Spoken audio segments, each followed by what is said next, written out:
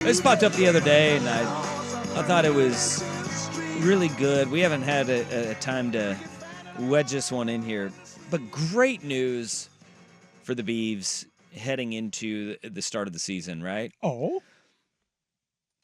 Skylar Jackson committed to Oregon State this week. Who's he? He is the son of Steven Jackson, Legendary legendary running back who's that? for the Oregon State Beavers, and probably, I mean, Steven Jackson and what he did in St. Louis was absolutely bonkers.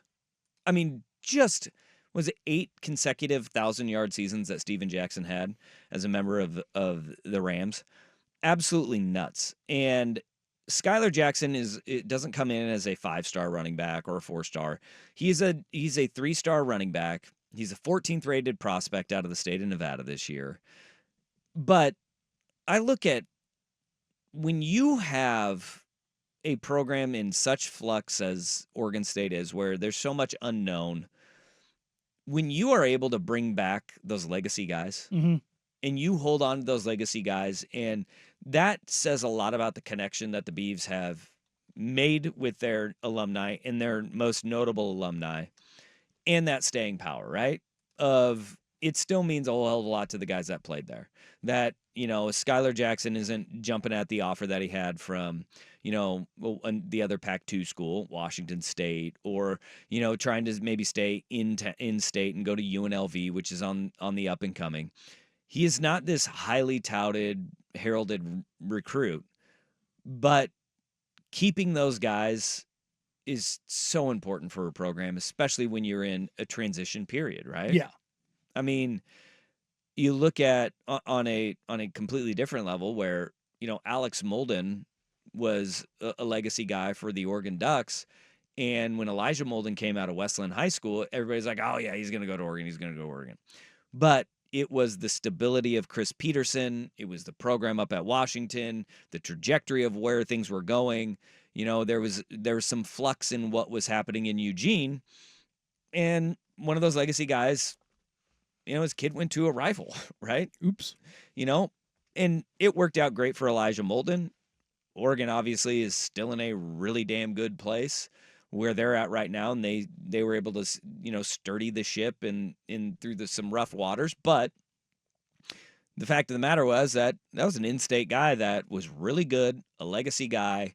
And for Oregon State, when your program is in flux right now, to hold on to those legacy guys, it's huge for your program. Even though he's not like a highly touted recruit like an Elijah Molden was. No. Still a guy that heading into his senior year probably going to get a lot of flash. He's got he's 6'1", 205. Well, here's the thing. Is Bronny James the best basketball player we've ever heard of? No. How much focus did he get? Way too much. And that's the thing. Is like when you are a legacy, whether it's in basketball, football, whatever it is, if you're remotely good, it's good for everyone. Yeah. In the sense of it's additional coverage. It's like, oh, it's this harvest your own land. Oregon, Achilles Smith Jr. Yeah. Like, right. Is he?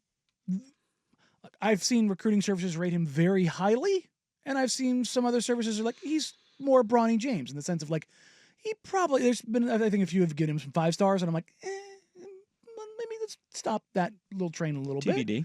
But that's part of like being the legacy. Yeah, is you do get that bump, and you know who that's good for?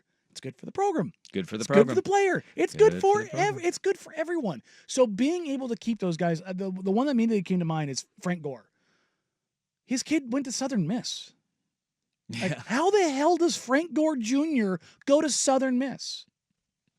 Yeah. Like, it's like, what the heck? Like, well, a lot of it is like they're not their dad, right? Sure, but also like you can develop into something. You got the genetics. You know what I mean? Like, he just got cut by the Eagles, but I mean, like, yeah, it's always like it's Nate Burleson II right now is at Nevada. Mm-hmm. It's like pretty crazy to see that. Huh? That's weird. But when you see the legacies go somewhere else now, what's the McCaffrey, the youngest one that just got drafted? Luke? Yeah, out of Rice. Rice. He's the runt of the litter. We still in the NFL, but we get good genes. You know what I mean? Like, yeah. Rice, also really good school. Really good school. Like, it's not Stanford, but still a very, very, very good school. Yeah. That one you kind of understand. You know what I mean? Like, that was like, well, it's a little bit of difference there. Yeah. But we're talking about with Jackson, he's how big? 6'1", 205. Going into his senior year?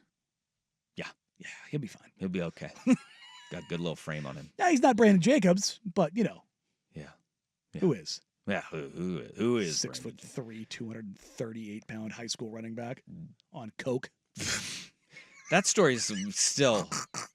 I don't think that got enough traction as it should have. I think the Olympics kind of overshadowed... 338 yards and 5 touchdowns.